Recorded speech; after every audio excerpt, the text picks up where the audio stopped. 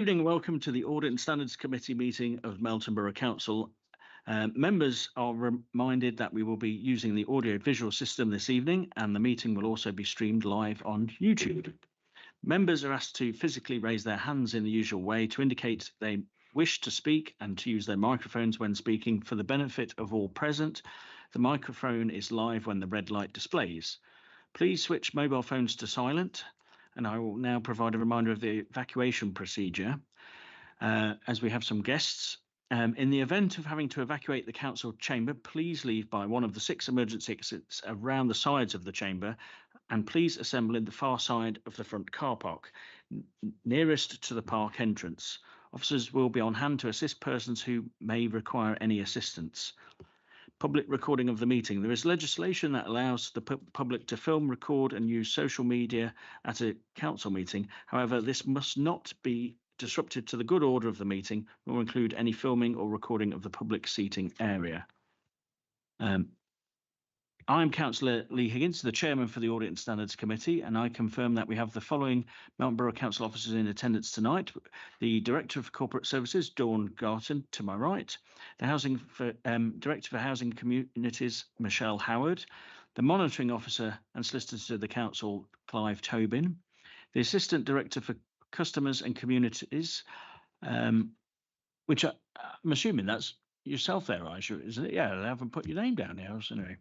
The Chief Internal Auditor, Rachel Ashley-Cornt, Senior Accountant, Carol King, Democratic Service Officers, which is Catherine Richards, and I also would like to welcome the External Auditor from Grant Thornton, who is our new External Auditor, Helen Lillington, and the External Auditor from Ernst & Young, Hayley Clark.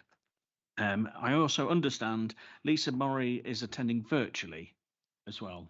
Yes, and she's nodding away there so she can hear me. Okay. We have apologies for absence from Councillor Evans. Any other apologies has not been made at all. So minutes, to confirm the minutes of the meeting held on the 24th of September. Any members would like to move the minutes at all? Councillor Brown? And a seconder? Councillor Mason? All those in favour?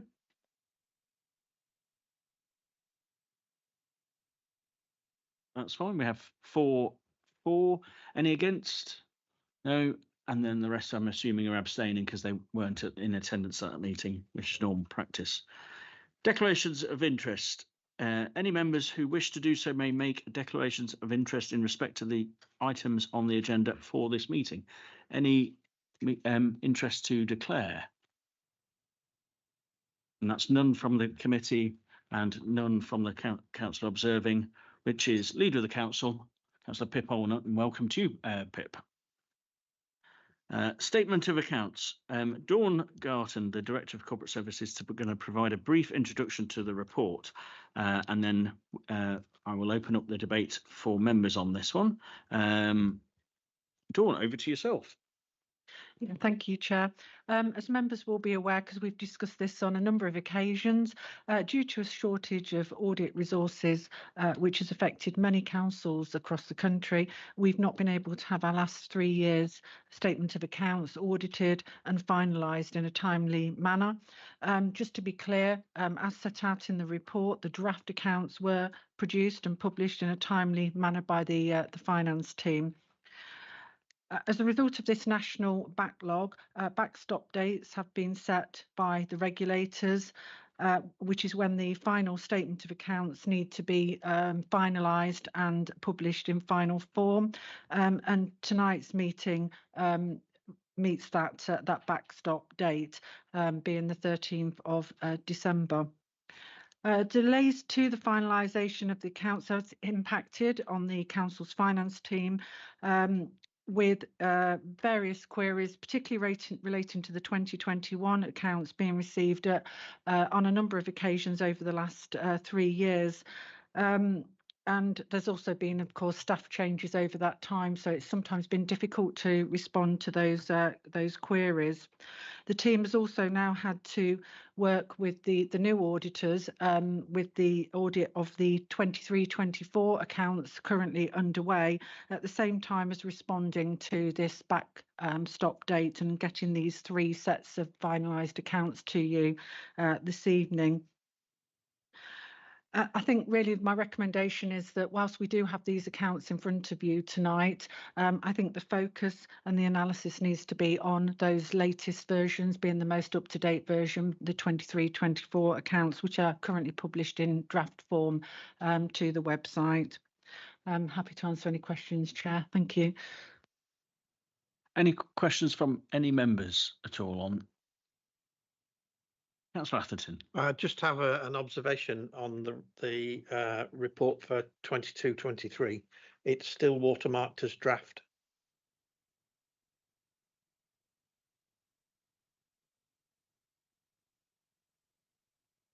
Yeah, apologies for that. That should have been removed. So they are final accounts in front of you this evening, and when we publish them as final, we'll remove that watermark. Thank you. Yes, thank you. I touched on this before, Dawn, at the last meeting, but I noticed that all the draft statement accounts have been disclaimed, and we've been through that one. So thank you very much. However, in that they've been disclaimed, I've also noted in the narrative that they've not found anything untoward within the account that gives them concerns. Is that correct?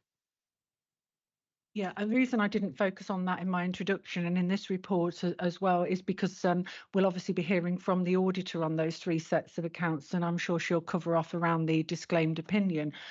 They did do considerable work on the 2021 accounts and didn't find anything significant, although they were not able to finalise their audit for that year.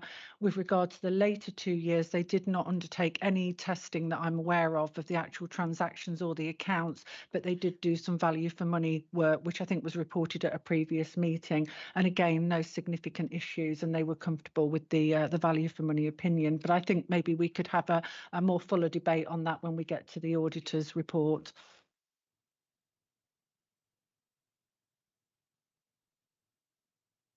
Okay, no one else wishing to speak. So the recommendation is that the committee approves the statement of accounts for from the years 2020 to 21, 21 to 22, and 22 to 23. All those in favour? That's unanimous. Thank you very much. And I just need to sign the statement of accounts, so that will just take a few moments.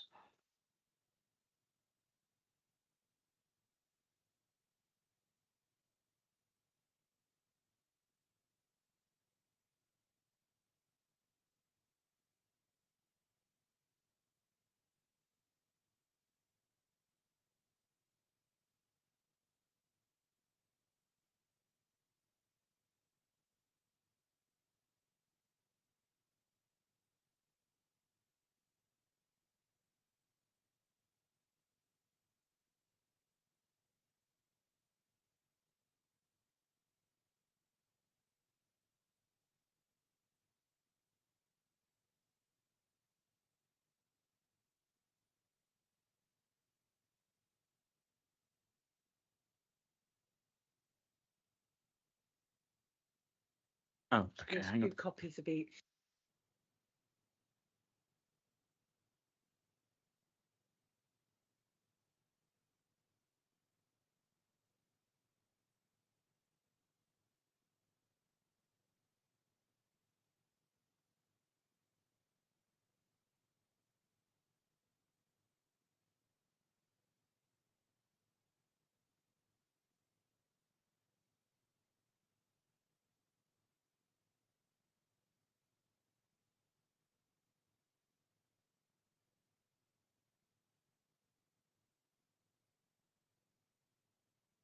Thank you, Carol. Thank you, Dawn. Thank you, members. So moving on to the item 5, the annual governance statement of 2020 to 2023. I'll move straight to Clive on this, and obviously Clive, you can give us the full update and then we'll open up debate. Thank you, Clive. Thank you, Chair. We're in a similar situation with these annual governance statements as we are in relation to the 3 years statements of accounts that have just been considered. The Corporate Director for Resources has explained the general position regarding the backstop arrangements for those years. The same applies in this situation.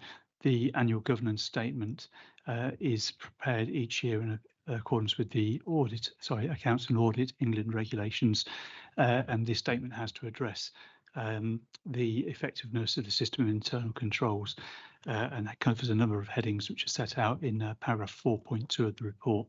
I won't go into detail regarding those because I'm sure members are quite used to seeing governance statements come through the committee. The governance statements were presented to this committee in each year as a draft, but of course, because of the delay with the accounts, it's appropriate just to have another look at those at this point and just give an opportunity for members to make any additional comments or observations.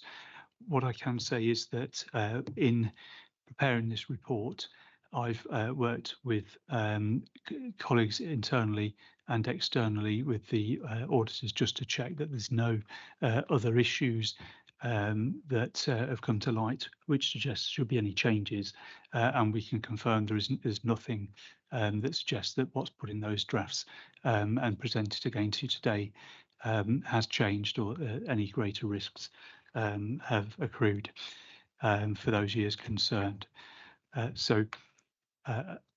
Unless there's any questions regarding the content of individual statements, I don't propose to go into any detail. Thank you, Chair. Any questions from members? Councillor Sharp. You couldn't just give us a few indications, environment and climate change implications. What is one, or what could it be? Just About paragraph 13 of that. Number 13, yeah. I mean, basically, it's a standard reporting format, and these matters would be considered by report writers in general situations, whether it's about an audit matter or other matters considered by the Cabinet or other committees. So it's effectively a standard template, and those are things we would normally draw to members' attention.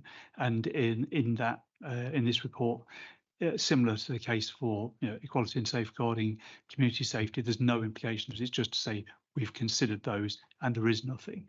But for this type of report, it's very difficult to imagine a direct environmental or climate change implication. It's just that we have that checklist that we make sure we go through so that nothing gets missed accidentally, that if we follow one approach for one type of report and then another for other types, there's always that possibility of missing something. So it's just a thorough approach we take to all report writing.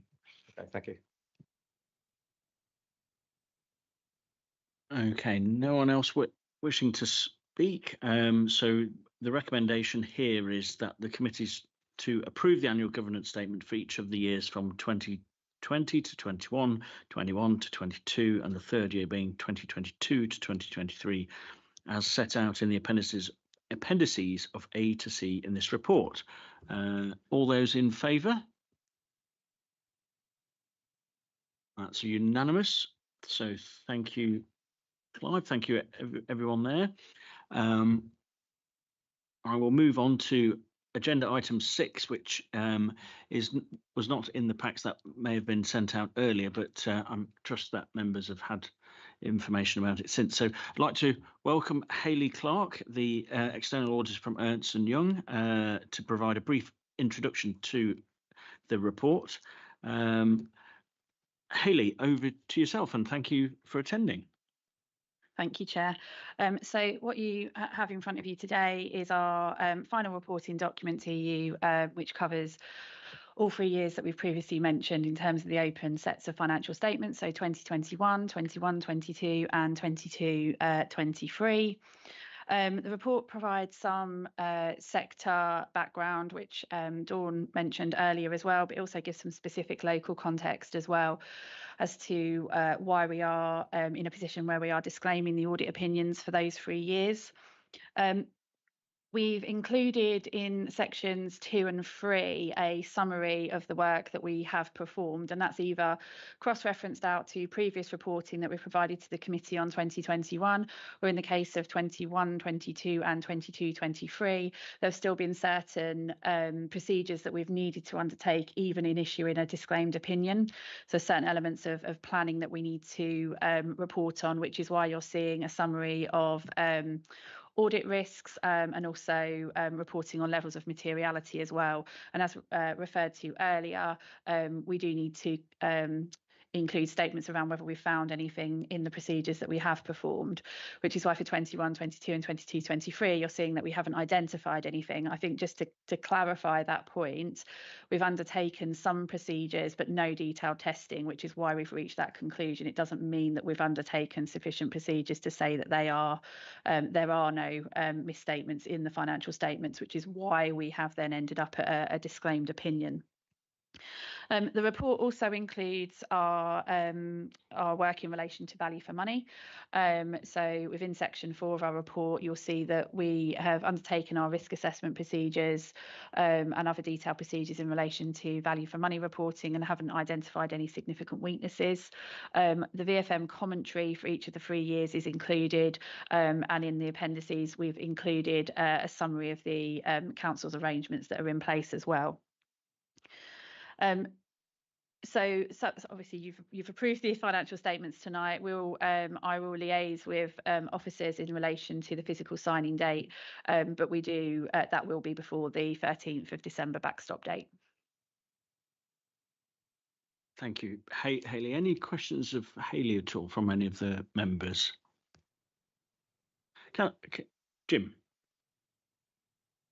Yeah, I mean, we have sort of talked around this before, but there hasn't been any detailed testing.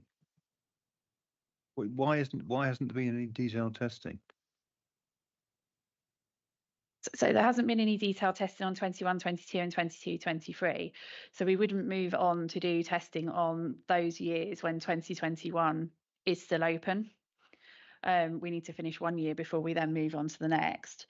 So in relation to 2021, we did move through the audit to a point.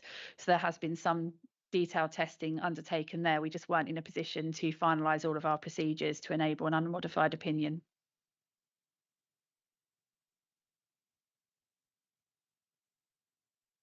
I'm grateful. So in fact, there won't now be any detailed testing, will there, on those 3 years? No. Okay. But thank you. Thank you.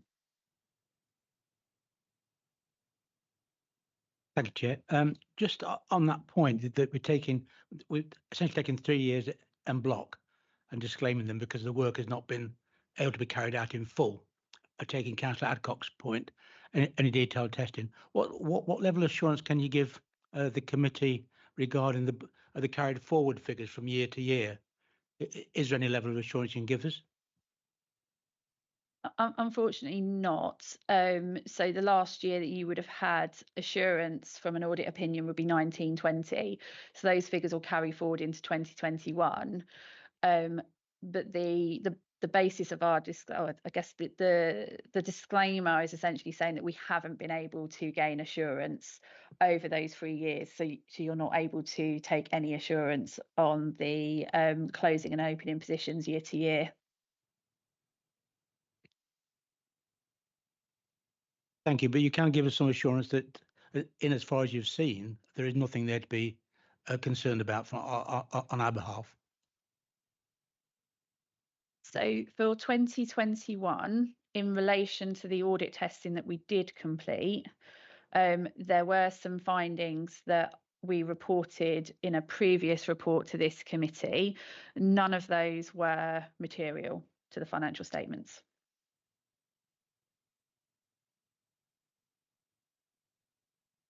No other questions from the committee. Just on that, Hayley, as well. Just since becoming Audit Standards Chair, is large part of the briefing James and myself get is these gaps.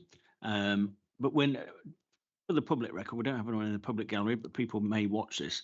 We're not the only council that's in this.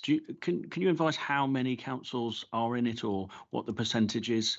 And also, if there is a top 3 reasons, I'm sure one always pops up of why this gap sort of emerged, and it's just to provide reassurance to anyone who watches this later. That this isn't just an endemic of Melton Borough Council. It's something that's across in the sector which government's tried to address. Thank you.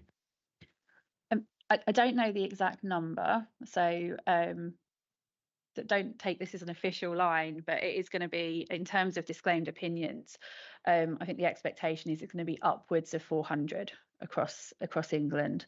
And so you're absolutely not alone in this, and it's not isolated to Melton. I think in terms of the reasons as to why we've got to this point, I mean, there's many, and I think it goes back to even before the COVID pandemic. There was the Redmond report and review on local authority accounts at that time, and it identified a number of changes that he felt needed to be made to make local authority accounts more accessible, more timely, more understandable, and not all of those have been taken forward at this point in time. Now, clearly, we then entered collectively into a pandemic.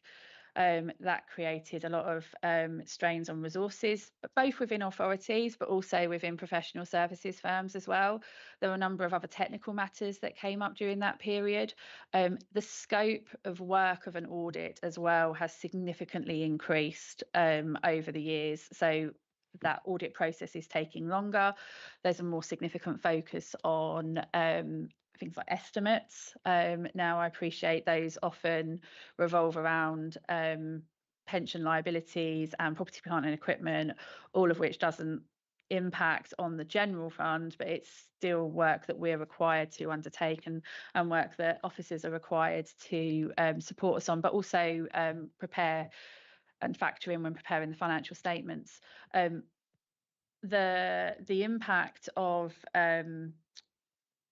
auditors, I guess, across the not just actually in the public sector, but across all audit firms, especially coming out of a post-pandemic period, was quite significant. So there was a lot of individuals who exited the market and went into industry, and that has caused a lot of challenges in terms of recruitment, but then also rebuilding the relevant skill set to then be able to operate and perform audits within the public sector as well. You do need a certain level of skills to be able to navigate the financial statements. Thank you, Hayley. And just a follow-up question, and this isn't, I'm not trying to catch you out with this question at all. It's probably more of a personal opinion. But we have meetings as councillors, and we try and work with other partners in many things. It just seems to be that, and it's not just systemic of the public sector. It seems since 2020, lots of things seem to be falling a little bit apart, where you're trying to work with a partner. And if I bring this back to audit, is there a kind of a risk or a gap which from this we may see something in 5-10 years time, maybe not this authority but sector wide, where something's happened that pops up later down the line. And one thing we had a previous meeting earlier with some colleagues earlier. We're here to try and deliver some public services and ensure value for money, and ensure what the allocation of funding was actually used for that, and or the processes are in place to be robustly checked.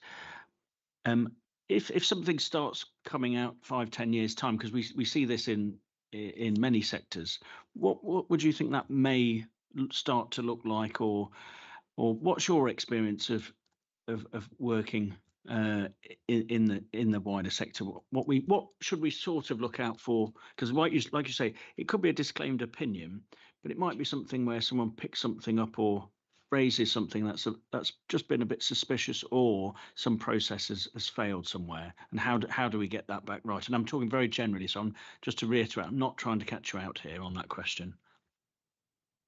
That's okay. It's a good question and very thought provoking. I guess we're seeing some examples at the moment, and a lot of that is, in my view, circling around financial sustainability of authorities. And I think you've only got to look, over the last 18 months, shall we say, at how many have issued Section 114 notices or have started to put warnings out there about the potential for that to happen. So some of those issues have been bubbling under the surface for a while, I guess, and then have emerged. And in some cases, I think it has come as a little bit of a surprise. So financial sustainability, definitely. Maybe not necessarily in this area, but clearly government has also set out in some instances potential reorganisations in some areas across the country as well. I guess that's something to keep an eye on. And I mean, with a new government in place, there's always potential for more change on the horizon, and I guess it's just remaining to alert to what's going on there and how it might then impact you as an authority. I think if you want to bring it down to the financial statements perspective, I mean, it is going to be a challenge, as to build back the assurances on the financial statements, and not having the last 3 years audited. There is a potential risk there that something may emerge. I mean, you're, in comparison to some authorities, you're not as large, and you are placing some reliance on the officers that prepared the accounts as well, and the other processes that you've got in place and individuals that report into this committee. But there is always a risk that something might emerge there. Alison?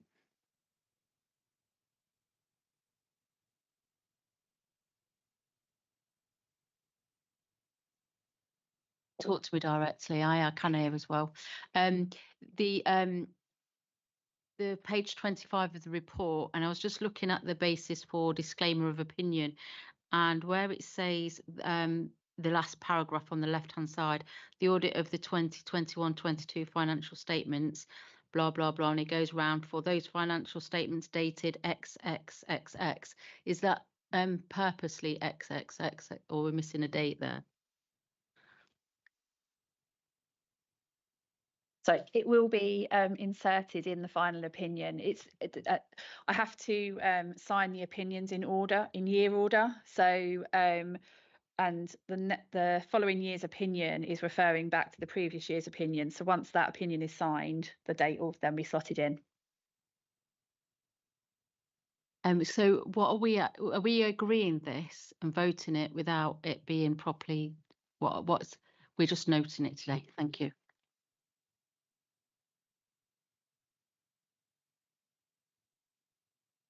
Thank you, Hayley. Just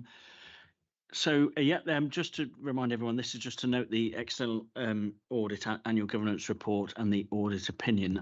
Some very good questions there, so thank you, members. And Hayley, some very good. As I say, I wasn't trying to catch you out there, but I thought your response to that question was really good as well. So and it might not manifest itself in this council, but it could somewhere else. So I'm sure it'll end up being on a House of Commons committee paper or something. What went wrong back then? You never know. But Hayley, thank you very much for your time. So we've noted that report. Hayley, you're free to stay for the rest of the meeting. As riveting as it is, you're also free to go. But thank you very much. So item 7, and welcome to Helen Lillington and Carol, who is also joining us remotely. So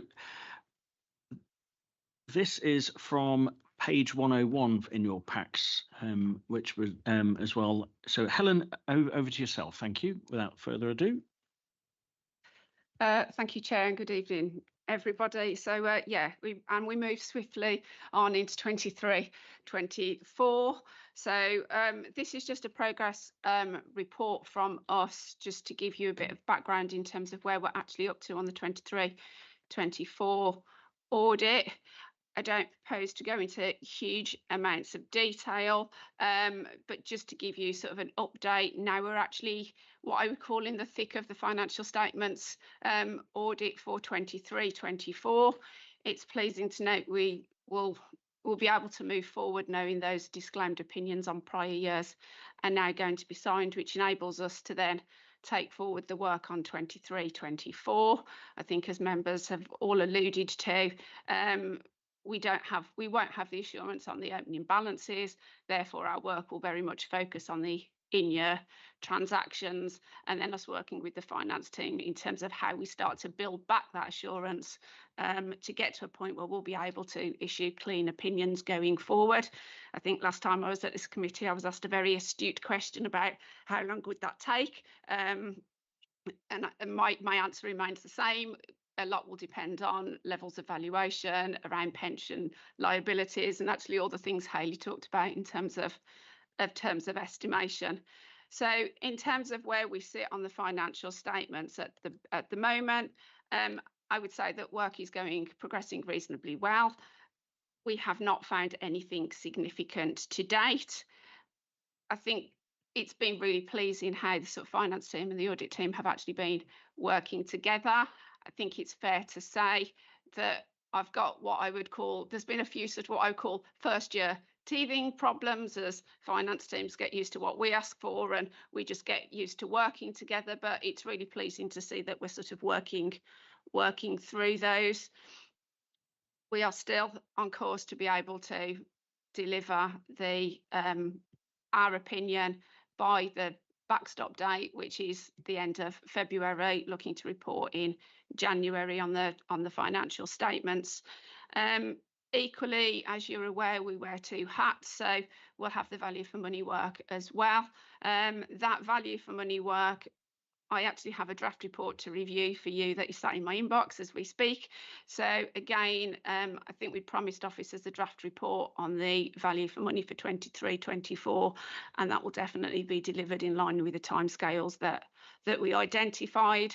The good news from the work that we've done already is we haven't identified any significant weaknesses in relation to the arrangements 23-24. But there will be some commentary and we'll need to agree those wordings before the report comes to committee. But I'm going to stop and pause there and I'm happy to take any questions. Thank you, Helen. Any questions from the committee at all? I've just, well, in case anyone is thinking of one, just on the page which is progress at November 2024, where it says at the bottom left, it says clearly trivial has been revised from 23,400 set at planning to 26. And while that is a clearly trivial amount compared to the amount of funding the council has, it's a very small amount to have found to have revised it up. So could you just sort of say on that particular small amount why it was revised up? Because I always do think sometimes if you are looking at the smaller stuff, it shows that you've been looking at the larger stuff, but it is important from time to time to look at small stuff, clearly trivial stuff, which is by all means, but you've got to always keep revising it just in case, because that's sometimes where money goes missing. Thank you. Yeah, and I'll try not to be too technical around this. So as members are aware, we've set a level of materiality on the audit and we set that using a benchmark and a certain percentage. Now we revised that knowing that there wasn't going to be an opinion on 3 prior years. So then what we call triviality is a level that drops out of that revision. It's a different percentage. So it does end up with a slight tweak. And when we talk about trivial, what we mean is if we find anything below that number, we wouldn't report it to you as those charged with governance. So anything above that threshold, we would report. I think the point you make about looking at what you call the trivial stuff is really important. So just to give officers and members some comfort around that, when we do sample testing, we will be looking at smaller numbers.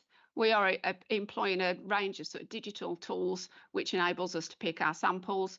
We will be, by default, we will always pick large items and certainly those items that are material. But then our sampling technique will actually go through and pick items that range in value. So it will certainly pick up items that fall below that trivial threshold, just to give you a feel for how we're getting the assurance across the whole audit. Thank you. And just to quote one of Melson's greatest employers that's been in town was the former owner, Forest Mars. This is a story you probably won't know, but Forest Mars, obviously of Mars Corporation, that's as the local people would know him, Old Man Mars they would call him, and anyone who's worked at Mars or Pet Foods at the time. There was a story that went around where one of the engineers kicked either a cat or a dog food can while Forest Mars was inspecting the factory. And he pulled that guy to a side and said, "Hey, you're kicking my money about there." And it was just a particular can. But obviously someone who looks at the great picture was he always would look at the smaller stuff and then always try and sit down with colleagues and workers right at the shop floor as it was. And that's probably why the Mars, which is I think they're still the largest private company in the world, very, very successful. So always look after the small stuff as well. While I've been going on that monologue, has anyone got any other questions at all? You can. Steve can hear me. Just on the progress at 13th of November 2024, I was just looking at the audit fee disclosed in the draft financial statements of 212, and then it said it needs to be amended to 140751. It's quite a difference. I just wondered why. What does that mean? When we look at the audit fee, what should be reported is what will be charged in the current year for the year of audit. So we've pegged that back to look at the scale fee effectively and what was in the original audit plan. I appreciate that for this council, with the uncertainties that have happened around audit fee in prior years, that probably getting to that disclosure has been quite challenging. But from an ethics point of view, we're required to sort of reconcile it back to what we have in the original audit plan. So that is where the sort of slight discrepancy has appeared. It's a number that obviously we consider to be really sensitive, given it's the fee for the work that we're undertaking. And I'm really pleased to see Lisa nodding on the screen, which confirms I've got the right answer to the question. Thank you. This report is to note, so if no one else wishes to speak, well, thank you both. Thanks for your work on that, and thank you for attending as well. So I think that's also helping boost some confidence in that as well. So thank you, Helen. So we will move on to agenda item 8, and just to highlight, Appendix B is exempt. So should members wish to comment on or discuss the contents of the exempt appendix, the committee will need to decide whether it should resolve to exclude the public while the discussion takes place. Now, there's no members in the public gallery, but obviously we are on live stream as well, so we will need to ensure Democratic Services have time if we want to discuss that. However, before we move on to that, is anybody wanting to potentially discuss Appendix B in which is exempt? Okay, not at this stage. So again, if you do want to raise that at any point, please just raise your hand and we can always resolve whether we're going to exclude the public on that.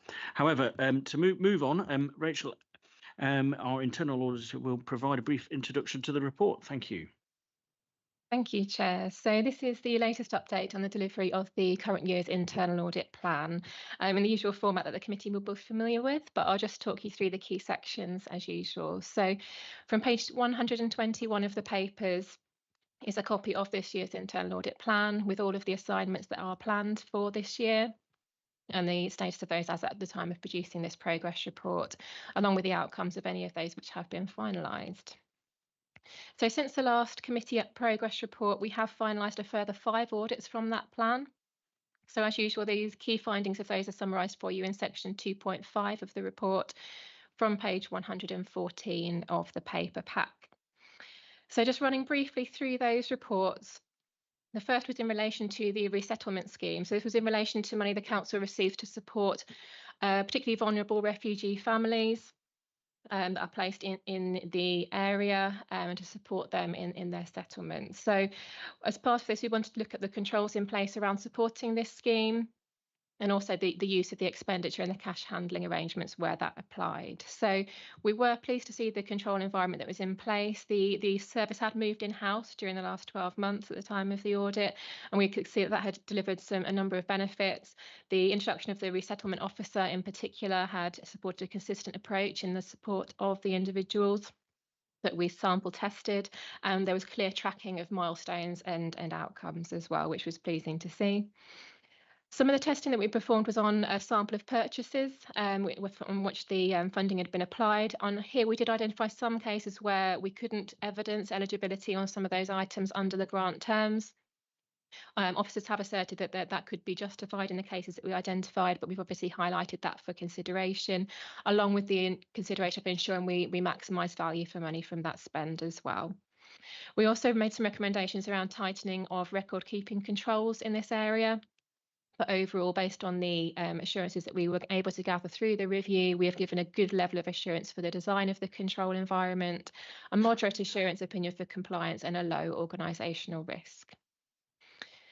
The second report on page 116 of the report this evening is in relation to the Levelling Up Fund. Members of the committee might recall last year we did some audit coverage on the initiation stage of the Levelling Up Fund programme, which focused on the governance arrangements and was a joint review with Rutland County Council.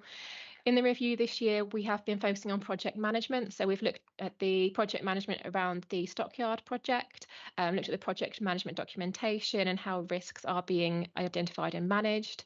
So overall, we were really satisfied with the project management documentation that was in place. Risks were being evidenced and tracked. And we did a sample testing on a sample of spend, which again, we were able to confirm compliance with the contract procedure rules. So there are no areas of concern there. Also, as at the final stages of the audit, we also received assurance around the logging of issues that were arising as part of the project. And as a result of that, we were able to raise the assurance opinion from the good that's actually within the papers this evening, actually has been issued as a substantial assurance opinion, both for the control environment and the compliance, which is our highest assurance opinion. So just to note that that was a last minute addition to that assurance opinion. The next report was in relation to housing applications and homelessness. So this is where we are looking at applications for social housing and those that present themselves to the council as homeless to ensure that we have a fair and consistent approach to how we're handling those applications and that we're aligning with all of the relevant legislation. So overall, we were able to see that generally we had a good control framework in place in terms of the handling of housing applications, and most of those controls were operating as intended based on the testing that we performed. The policy was suitably aligned with the Housing Act requirements. What we found in terms of the housing applications, we did identify some gaps in sample testing. None of those were significant or identifying a major weakness within those controls. But we've made some recommendations around strengthening controls in this area. We also made some recommendations around strengthening controls around things like conflicts of interest within the process as well. In terms of homelessness, again, we were satisfied that the strategy was up to date and was subject to regular review. But when we conducted our sample testing on homelessness cases in particular, we did identify a number of gaps in the record keeping, including within the sample cases where a Section 184 decision letter could not be provided, or where we could not see a documented personal housing plan, which is an expectation and required under the council's own procedures. And also a case where an allocation was made based on a homelessness case, which couldn't be suitably evidenced as a basis. So based on those gaps that we identified around the homelessness testing, we weren't only able to give an assurance opinion of limited assurance on the controls compliance as at the time of providing this assurance in this report. We gave a moderate assurance opinion on the design of the controls and a medium organisational risk arising from the findings. So as it's a limited assurance report, we do have officers available this evening to take any questions and give assurances to the committee about actions being taken to take this forward. And there is also an additional statement at Appendix C to the paper today to provide you some additional context and assurances in this area. The next report was in relation to housing repairs. So the committee may recall that we have conducted a lot of audit work over the last few years around reactive housing repairs in particular. So this report in page 118 of the papers was looking more at planned maintenance. This is where we're proactively planning for works. And this focused particularly on a couple of contracts around kitchens, bathrooms and adaptations, and external painting contracts, which we focused on for this testing. So we were able to take a good level of assurance around the fact that the council reported 92% coverage of housing condition surveys for its stock, which is a good level of compliance. We were also able to see good evidence of good contract management in this area, with performance management arrangements operating effectively and evidence of inspections taking place. Whilst we have made some recommendations to further improve some of these areas, we were able to give a good level of assurance both on the design and the compliance with controls in this area.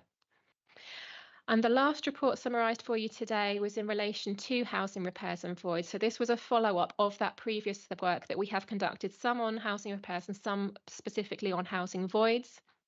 So this is summarised on page 119. And here we were able to confirm that progress had been made in a number of the areas that we had previously made recommendations around improving. And all of the actions that we had agreed with management as part of all of those audits were either complete or evidenced as very well progressing in terms of their implementation. This includes strengthening controls around things like annual price adjustments and ensuring that future work will take place around value for money reviews.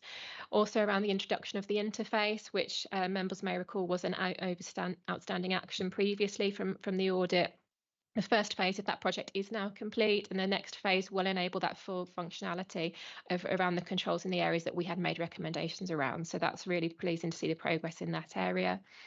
And we've also looked to see improved audit trails as a result of that as well. So again, we've given a good level of assurance both for the control environment and the compliance, and a low level of organisational risk based on the progress that's being made in all of those areas. And we have made some further recommendations to further develop that, but no significant areas to draw to the committee's attention.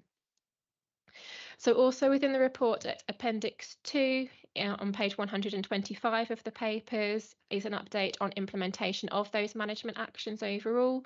So since the last committee meeting, we have had 14 actions confirmed as implemented, and we currently have 20 actions which remain overdue. 3 of those fall into the category of being high priority and over 3 months overdue.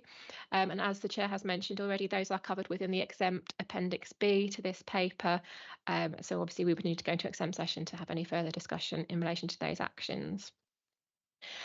And I think that was everything I wanted to draw out from the report, Chair, but just to reassure the committee that we are making good progress in terms of the delivery of the plan, with over 70% of the plan either complete or in progress as at the time of reporting. Thank you. Thank you, Rachel. I'm sure this paper will spark a lot of debate, but I'll just start and then I'll open up to the floor. Just the levelling up funding, and while this is the control environment's green, compliance green, and the organisational impact is green. Members and officers will know here, but just also from your point of view as the internal auditor, and obviously we've got our external auditor, when the levelling up funding was put in for as a project to central government, and it was, I think, the second phase that it secured the £16.2 million and then the match funding. And it says here the total incorporates £2 million originally set aside for the College Theatre. Many members of the public ask us as members, and we see it on social media, is why don't you just give that to X project? Or one very, very good one, very close to many of our hearts here, is the doctor's surgery, for example. So from your point of view as the auditor, why couldn't, we've got the leader sitting here as well, why couldn't Cabinet or a councillor or council just say, I'll use that 2 million, it was going to the College Theatre, we will decide it's going to go to X project, whatever that project is, and what would those processes need to be if it was going to be rededicated? And I'm asking you as an auditor, if that's okay, Rachel. Thank you, Chair. So I think I might need to refer to others for some of this information, but from our perspective, we were able to see that there had been DLUC approval to transfer these funds from the original plan to the new plan. So that's from our perspective, we need to see that that formal governance has been followed and the approvals have taken place.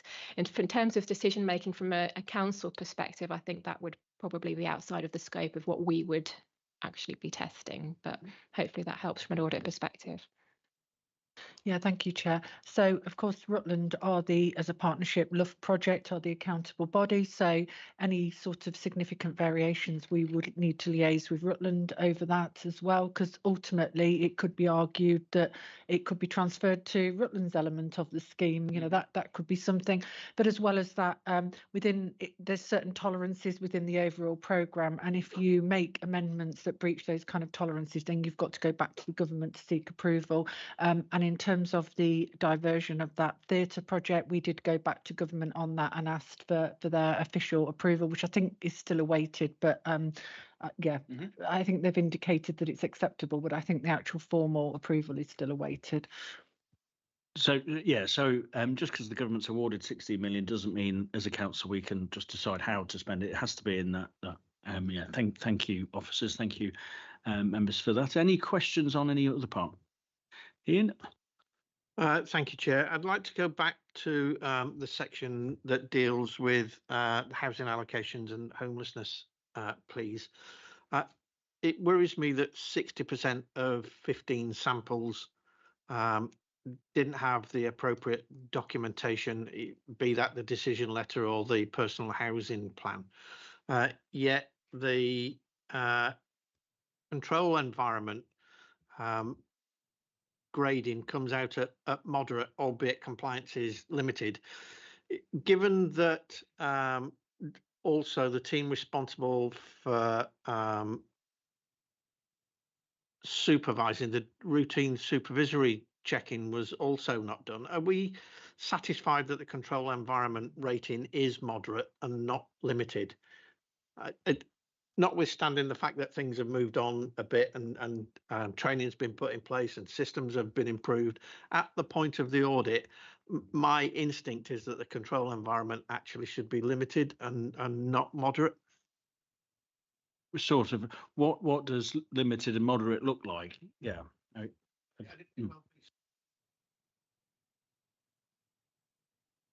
Thank you, Chair. So in terms of the control environment, so here we're looking at things like the strategies and the policies and the controls that have been built into those. So as I mentioned, we were satisfied with those documents. They were comprehensive. They did include the expectations and requirements we would expect them to. The issue was that they weren't being consistently evidenced in practice when we've tested them in our samples. I agree that the gaps around supervision is an issue in terms of the control environment, and obviously we have reflected that, but I think we do have some issues that with the number of staff within the team, there are limitations on how much we can expect there to be supervisory controls.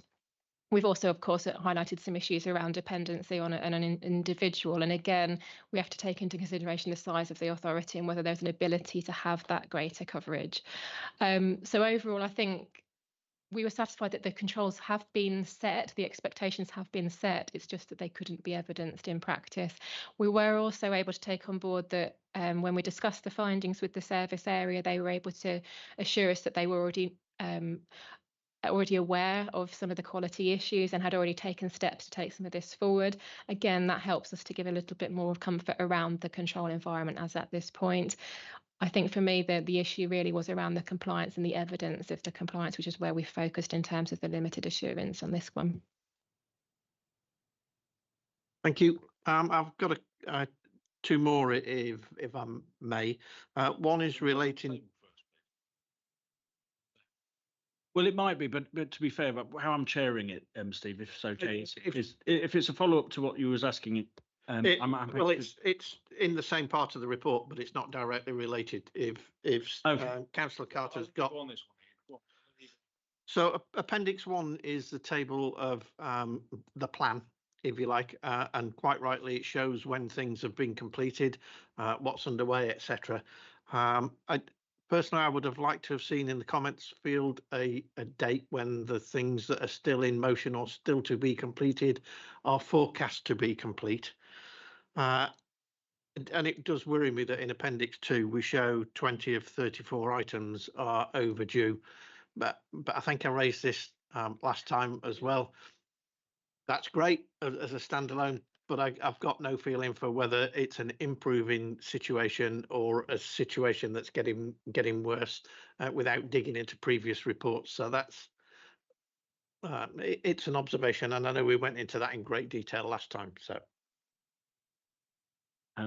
Rachel or Dawn, if you want to, if you've got any update on those, we did raise that one last time. I know.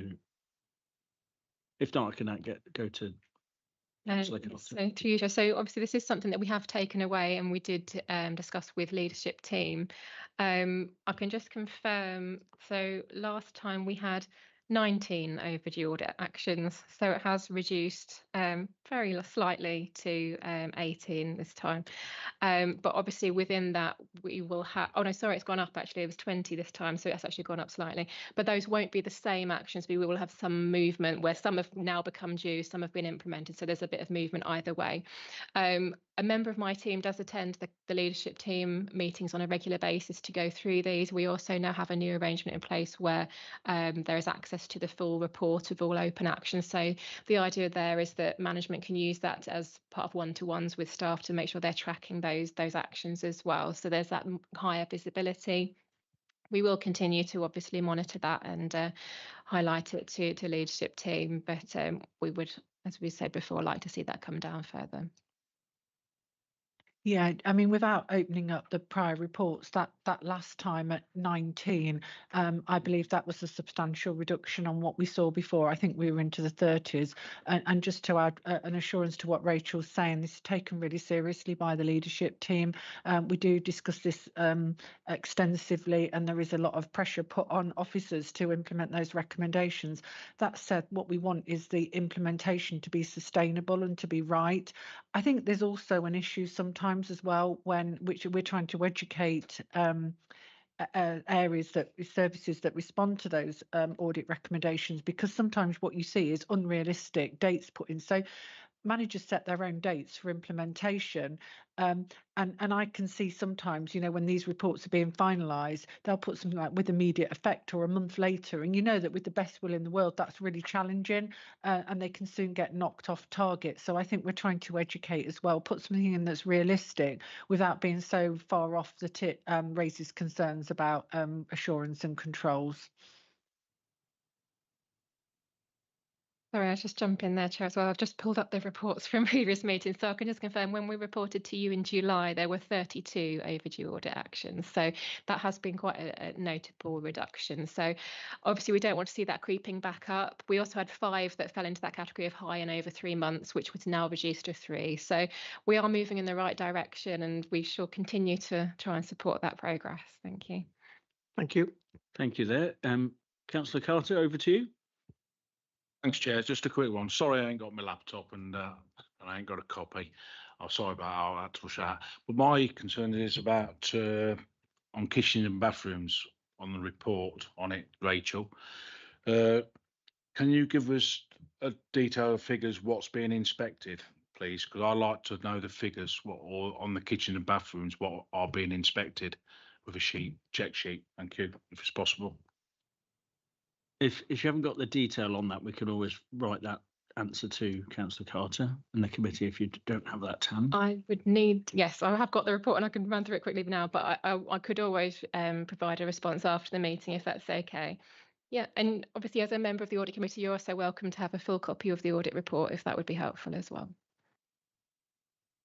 Yeah, I mean, I know Councillor Carter is very while a member of Audit and Standards, as a ward councillor, he's worked on quite a lot of that, working with residents as well, and I think a little bit of sense checking. Any other members wish to speak? I've got a few points as well, but if anyone else wants to go first, Alison. My laptop's just powered down, so I'm just doing this from memory, and I'm sorry if I miss didn't hear something that happened. When you talked about the audit of the homelessness and housing allocations department, and there was one part of it that you mentioned, and I'm sure that service leaders will be able to state also that it was reliance on one person. Where are we with that, or how is that being remedied? Is that a question I can ask at this point in terms of what you found out at the audit? Yeah, happy to bring Michelle and Aisha in on these points, and if okay, I can fire a few questions as well, because I was going to raise these, and then you could probably talk through them. So I'll give you a little bit of time to prepare Alison's good question, because also with I think like a general question, and because it has come up with the control and compliance environment, and we've just had the housing ombudsman respond back. Obviously, some of us as councillors, and equally as individuals, we hear the severe risk of people becoming or at risk of homelessness, and I've raised before, especially that a lot of private housing is starting to be sold off because there's an investment horizon for people. And that baby boomer generation is starting to sell that private housing stock off. And government policy hasn't been helpful for that. But then where do those people go? Because they're not likely to buy that house, and then they'll become at risk of homelessness. So what are we doing around there to use other resources that could assist homelessness in terms of that? Equally, when we are allocating, and each case which the audit report says, every case is on its own merits and very individual issues. There are some people who as ward councillor, I've had, and Michelle has helped me on particular individual matters, which I'm not going to bring up here. But people have particular vulnerabilities, be that either substance dependency or bereavement or even domestic violence or anything like that. Some people have to flee a particular environment. Equally, where we allocate them to, do we manage that risk? So, for example, if someone is recovering from some kind of substance abuse, we're not putting them in an environment where they could fall back into that or be tempted by that. And equally, if they have, if they're fleeing some form of domestic abuse, or for whatever reason that person needs to leave, we're not putting them in an environment which is equally at risk as well. How do we, without going into any particular cases or any particular personal details, how do we manage that as well? Thank you. Okay, so I'm quite happy to make a start, and then Aisha, if there's anything you want to add, please do. So Alison, just coming to your point first of all, so the point that was made in the audit report around the, I think it's described as single point of failure, when we have one person that has primary responsibility, in this case for processing housing applications. That's a situation that's not unique to this service area actually, and it's something that is inherent with having a smaller organisation. We don't have multiple people that do multiple things. The way that we've looked at this in terms of our management response is to understand what safeguards have we built into our processes to make sure that might be that one person's job to manage those applications, but do others within the wider team have the knowledge and ability to do it? We're satisfied that they do. What we are looking to do is just make sure that we've got operating procedures and guidance so that anyone else could support with that. And the other risk is around having only one person that knows the intricacies of the system in terms of updates or managing, issues that might come up with the way the system is configured. So Aisha is working with colleagues across the wider housing area that use that NEC system to look at what we can do to build on that. So it's something that we will not be able to design out completely, and I think that would be unrealistic as an expectation. But our responsibility is to make sure that we've got the right safeguards in place, that there is sufficient resilience. What we wouldn't want is a situation where you were unable to put housing applications on the system and nobody knew how to address that. That isn't the situation that we're facing. The other point that I would make is that in terms of the time taken to actually register housing applications, we perform really well. Very, very I think we have about a 6-week period in which we can do it within the policy, and we perform really well. That means that if an officer went off on holiday for a week, that wouldn't negatively impact us to a point that we would be really concerned, but we do need to have that resilience in place as we would across the organisation. So I'm not overly concerned about that. We just need to strengthen the kind of resilience.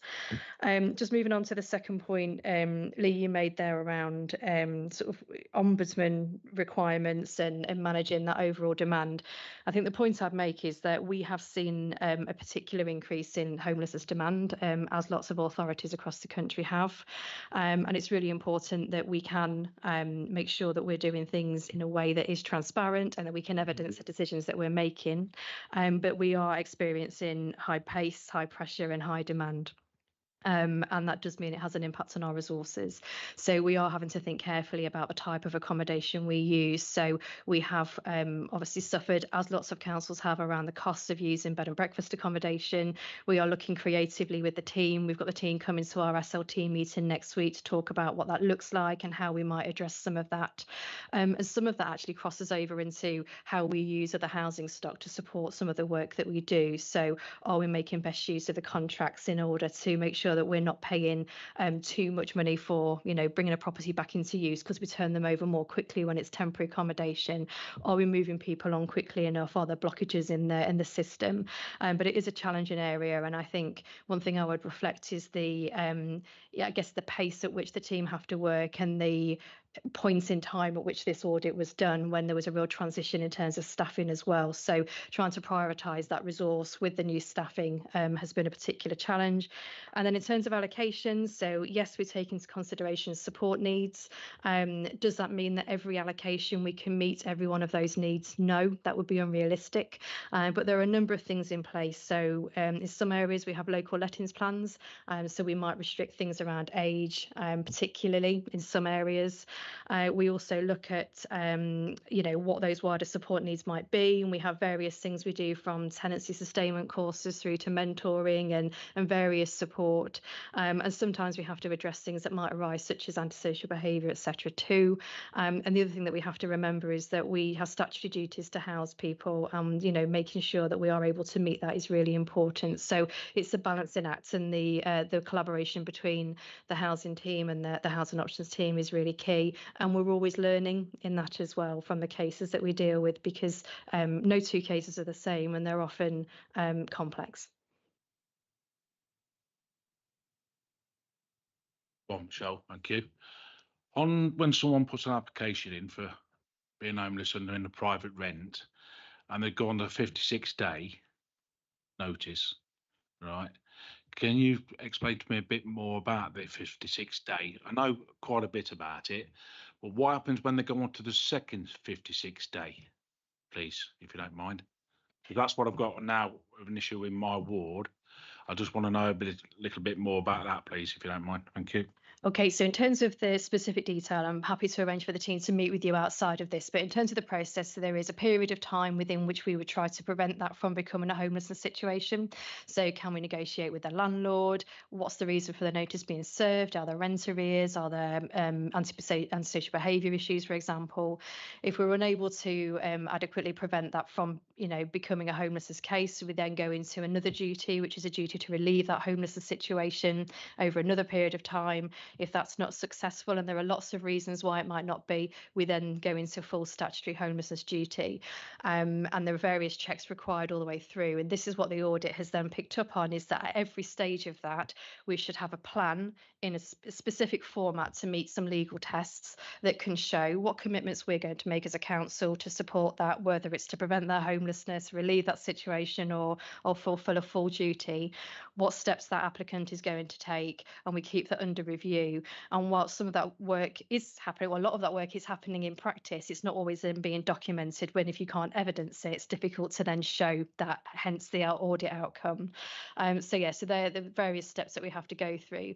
The Homelessness Reduction Act and the Code of Guidance quite complex in terms of the requirements in place, and that's one of the reasons the recommendation has been made around increased compliance monitoring. So one of the things that the team have done is put in place a compliance monitoring framework, so that that there's a management check more routinely about all of those different elements, and that would pick things up like that, Steve, around what are we doing in that prevention period? Are we doing what we should be doing? Is it being documented? Are we fulfilling our commitments, etc.? But on your specific case, I would advise we have a conversation outside of the meeting if that's okay. Thank you, Michelle. Thank you.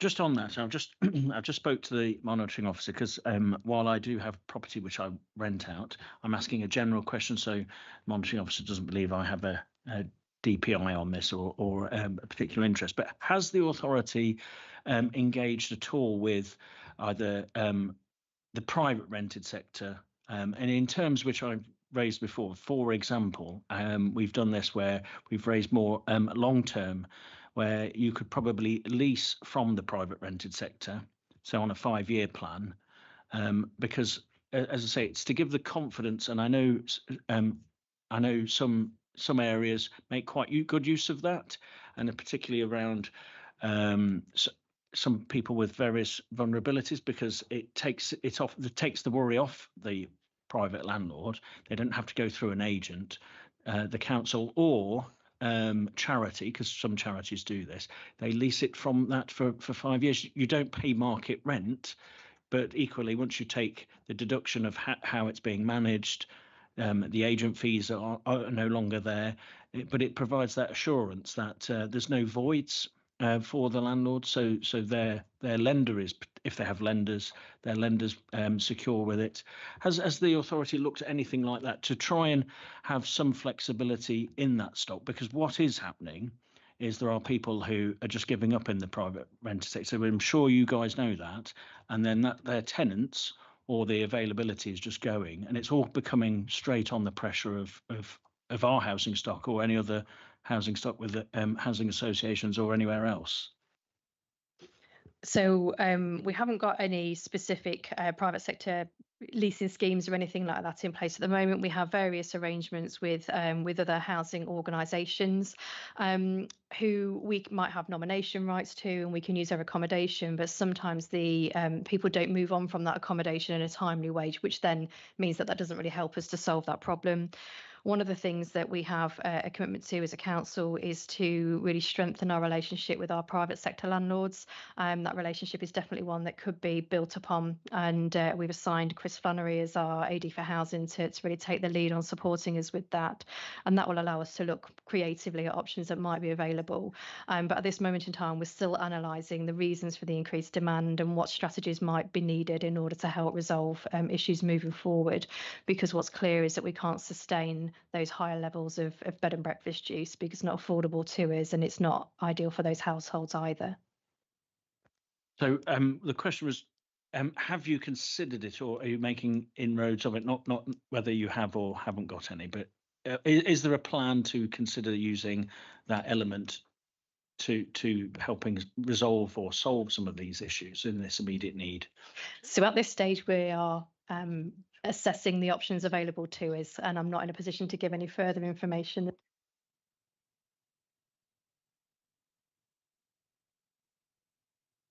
Okay, thank you. Any other questions at all? Okay, right. Okay, so we have the recommendation here in terms of just noting the internal audit plan.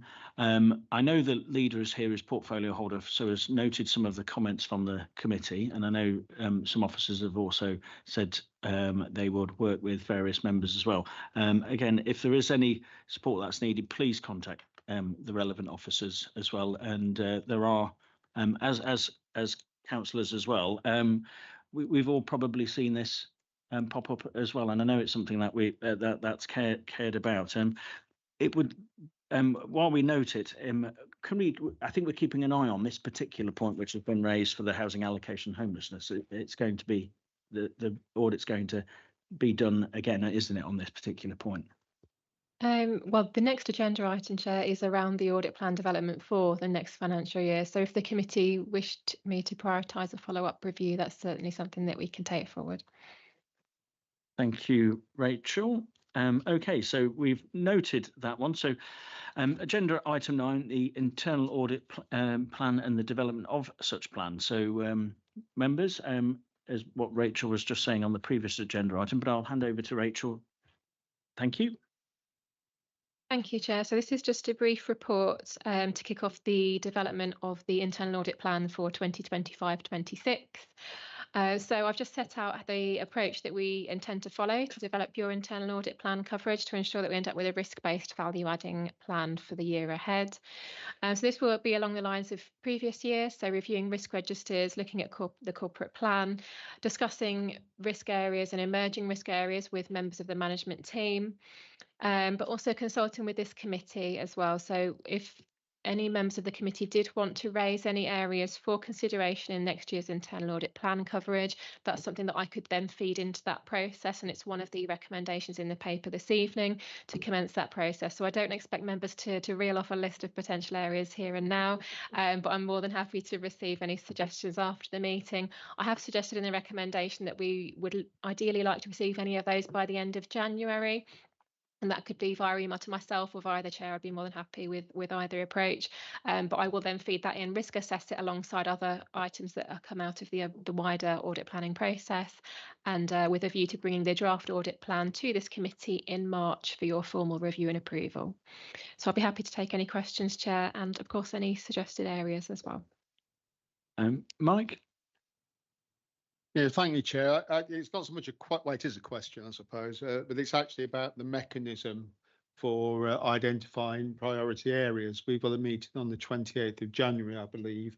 I just wondered whether any form of report would come to that meeting with suggestions from management, because the process, as I read it, is that the identifying the priorities is partly from SLT, partly from the auditors themselves, from the work they do, and from the committee. And I just thought it would be beneficial if we actually tried to bring that together at the next meeting.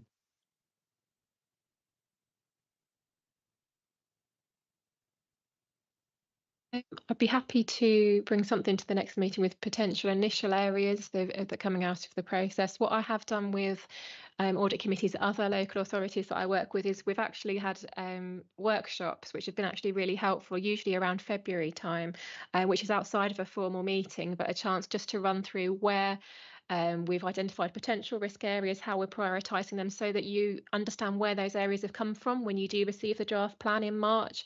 So whether that would be a more useful forum in which to do that, I'd be more than happy to do that, whether that was in person or virtually. But I'm happy to take that forward either way, Chair. I agree with that, Chair. That's a good idea what Rachel's just put in. Thank you, Rachel. Yeah, I think we'll do that. And then if there's anything, usually Jim Mason and I have a meeting usually with the team just before as a chair vice chair's brief. And if there is anything just before any of you guys would like to raise, please do so just before then, and we can give Rachel a little bit of heads up. That would be very useful. Okay. Right. So if there is any, while we're going to note this particular one, and then to highlights any risk areas where the committee would like to do that, we'll do that by the 31st of January.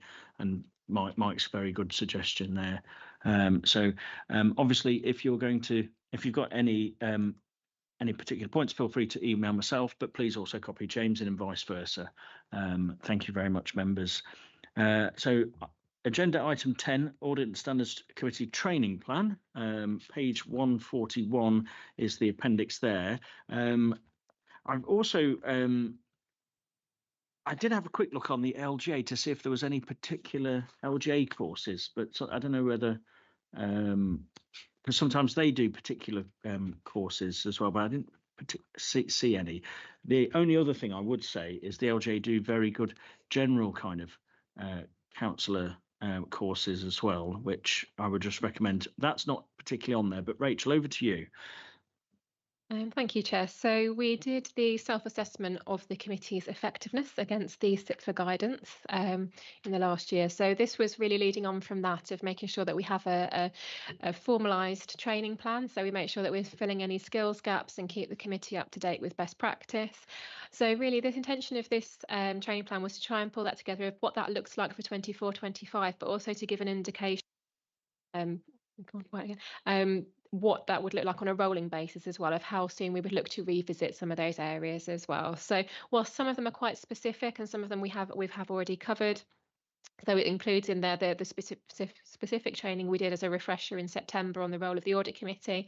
There are some more specific areas such as fraud risks or the annual governance statement where we could do a more specific piece of training. We've not yet put the timings in for those, but we would look to hopefully do those in 25-26, and then obviously it would roll on from there. So we would maintain this plan for you and update it as appropriate. So I'm happy to take any suggestions from members if you feel there are any further areas that need inclusion in that training plan, and that's something that we can take away and include. Thank you. Yeah, I'm going to be the one that says what others may sometimes think, but are too embarrassed to admit. And I particularly came into my mind when I received very kindly received the supplementary 396-page supplementary agenda item. It's absolutely packed with financial documentation. And there's nowhere in this training, I don't think, where the Idiot's Guide to Understanding How Financial Information is Presented appears. I think the assumption is that we can all do it. It's not all confusing, but some bits actually, And I did scroll through quite quickly all through to the 96 pages, and some bits were clear and some bits weren't. So I think it would be helpful to have some quite simple, let's just go through, examples of these sort of financial documents, so we're all on the same page and understanding them. Thank you. Yeah, thank you. If you look in the training plan, and I'm not sure whether this is, by the way that you've raised this, that it might not meet your needs, but normally when the statement of accounts come, we usually put a training session on before that evening, and we use it based on our statement of accounts to talk members through our statement of accounts that's coming up later on that evening, talk you through it, enable you to ask questions and to prepare you. The reason we didn't do that this evening is that it's quite an expensive course, and we've put it on twice already in anticipation of those years' accounts coming and then been let down. And my view was that with them being so old and out of date, we're looking to put a training course on in January before the 23-24 accounts come. Unfortunately, the trainer's not available on the same evening, but is available the week before. So we'll be liaising over appropriate dates for that training to prep you ready to receive that report. Well, I mean, I'm sure that will be helpful. I think sometimes though it is just an opportunity to sit down, maybe in groups of 2 or 3 with someone, just to be taken through, sample documents. And training courses sometimes when we're all sat in a room and we've got a wonderful trainer addressing us, it's not always as effective as having the chance to actually talk in a smaller group about things. So if you can bear that in mind as maybe an adjunct to training. Yeah, happy to. And I think I've usually done a training session. Well, I have always done a training session after the elections for members on local government finance. I always offer any kind of one-to-one support. And I know with any new councillors that have been appointed in the interim, I've sat down and done what I call run through the budget book and the financial information and offered to do a follow-up. So I'm happy to do anything like that if any group or individual just wants to run through that. And I know we've offered the LGA course as well on finance for key members more, I think, rather than generally all members to attend that course. But yeah, happy to do anything that's requested. Other members wishing to speak? So if we could approve the training plan for audit and standards, if there is anything as well, we can, I think it's quite a fluid document as well, isn't it? So if there is anything that anybody wants to raise at any particular point, we can always add that in. But I think as a skeletal training plan and putting what is needed and then taking note of Mike's comments, I think that's very good. So can I have a proposer for that, please? To move Yep, we'll have Alison propose and James Mason to second. Thank you. All those in favour? Thank you, members. sometimes catches you out when it's notes for most of it, and then you realise it's an approval. Right. So review of the terms of reference for audit standards committee. So Clive very kindly has prepared me a document which I'll read out to you, and then we will go into the particular paper, and it should be the part here. So just making sure it doesn't go over the next page of my order paper. So it's just for the starting point, Clive's prepared some wording which can be amended as well. So this is not for particularly solid. So paragraphs 1.12 and 1.13 of the existing terms of reference are deleted and replaced with to review and approve the Council's Code of Corporate Governance and approve the annual governance statement. Paragraphs 1.14 and 1.15 of the existing terms of reference are deleted and replaced with to consider the external audit findings from their review of the statement of accounts and approve the statement of accounts. That's some words there. And point number 3, that in accordance with SIP for position statement on audit committees, members of the Cabinet are not appointed to the committee. I think we've talked about that as well. I mean, we use that as a bit of a standard best practice here. Equally, I do know sometimes it might be a little bit difficult. So I think we're trying to use that as more of an aim, aren't we, Clive, rather than a mandatory. Yes, Chair. I mean, as with all terms of reference, ultimately these are set by full council, and so it's ultimately in their gift to make that decision. But given the status of SIP for a representative of, or sorry, they're not representative, but SIP for their status, I meant, sorry, in relation to local government finance and audit, their views carry, I think, quite a lot of weight, and it is only best practice rather than a statement of the law, but it is a very useful way of differentiating the role of the Audit and Standards Committee, which is performing a non-executive function, from the role of the executive, and you don't blur the lines if you don't have executive members on that committee. Any members wishing to speak on this item at all? No. So what do we have a proposer to consider those? I will propose it then. Jim will second it. All those in favour? That's unanimous. Thank you, members.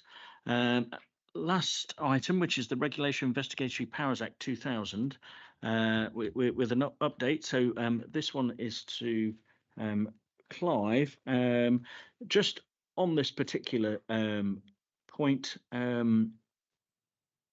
it'd be just useful. Is there any questions from any members who doesn't understand what RIPA is at all?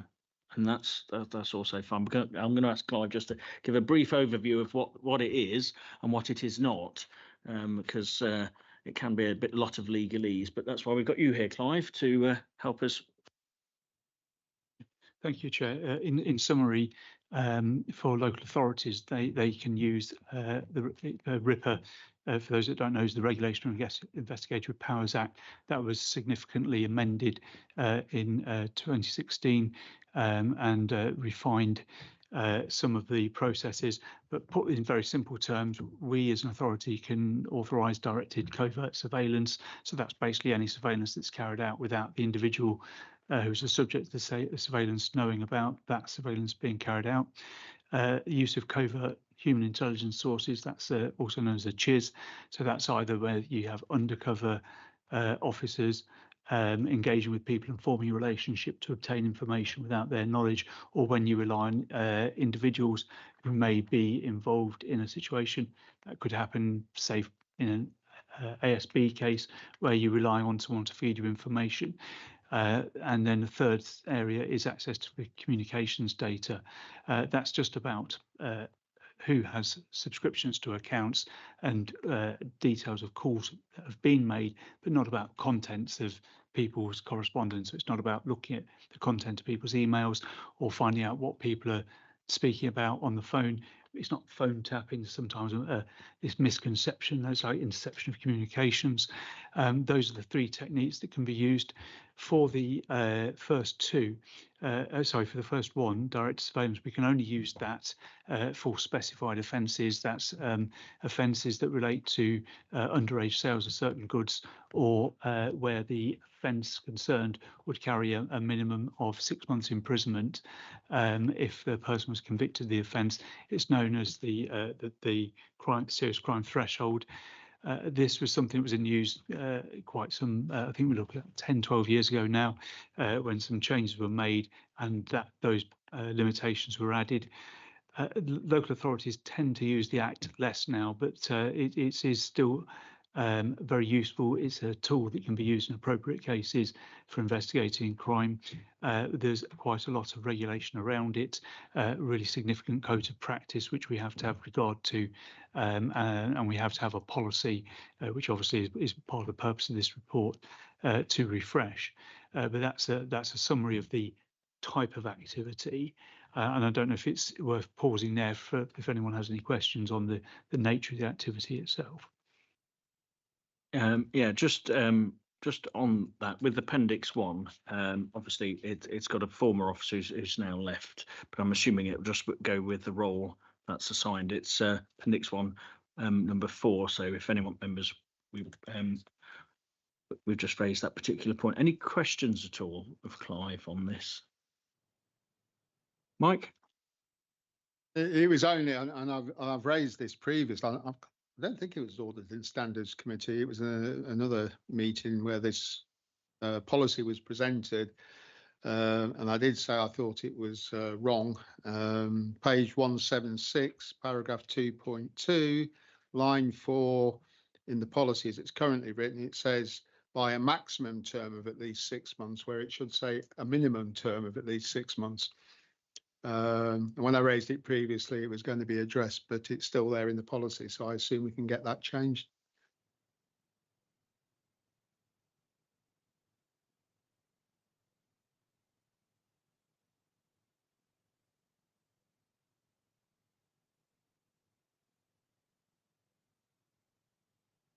I'm not sure whether this is relevant or not, but where it's got version control, a lot of the reports that we have that come to various committees kind of centre on people's position as opposed to their name specifically. Obviously, I'm saying it more because the people that are the version control, the version number authors are no longer with us. Would it make more sense to, I'm not suggesting getting rid of their names, but making their role or their job title as part of it, so that when you're looking at it like we are, or from a new perspective, we can see who's responsible for it as opposed to the person that's no longer there. It's probably a really small point, but I didn't know whether that was something that we thought was relevant. Yeah, Chair, can be added. I mean, ultimately, obviously, it's this committee that approves the policy overall, so it doesn't change what this committee does, but it's not going to do any harm. So, so yeah, I agree. We can add that in. No, so while we note this and we approve with those very small amendments that's been noted by the committee, approve the reviewed RIPA policy, noting the minor proposed changes that Clive's mentioned, and then we've also mentioned here as well. And I think, Alison, that is a good point, because 5-10 years time, like you say, it is the role. So it, yeah, especially with them being legal officers, it will help give that confidence that of the person who started the document. All those in favour? Well, no, I need a proposer and a seconder. Ian and Alison. So that's proposed, seconded. All those in favour? And that's unanimous. Right, members. I don't have any urgent business at all.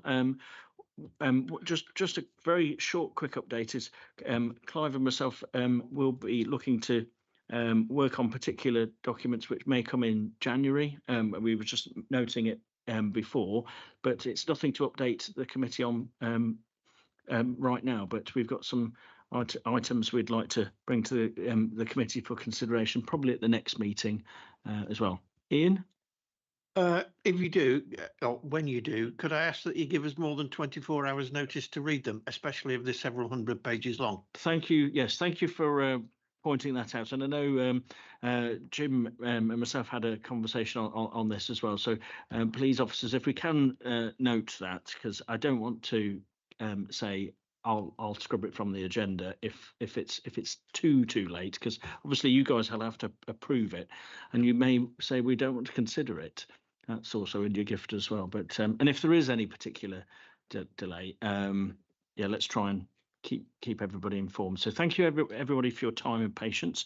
Chair, can I just say, yeah, just a quick one. I'm sorry, I ain't got my laptop. I've been out. Can we have a couple of our copies just spare so we can pick one up? Because I'm sitting here with nothing in front of me, mate. I know Catherine said we don't do it no more. It'd be handy if we just have a couple of copies spare so a member can pick them up, please, if you don't mind, Lee.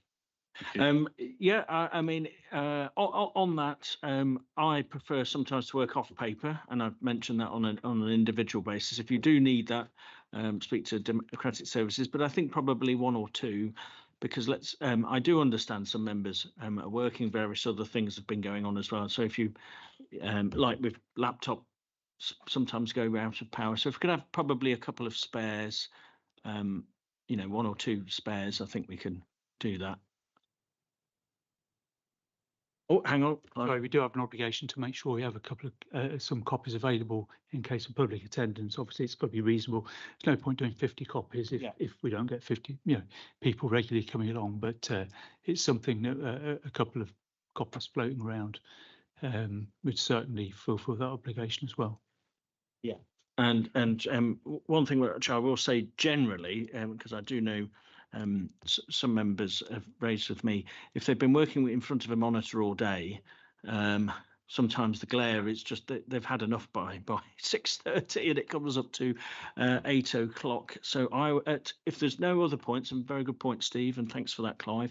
If there's no other comments, I will close the meeting at 8 minutes past 8. Thank you very much, members.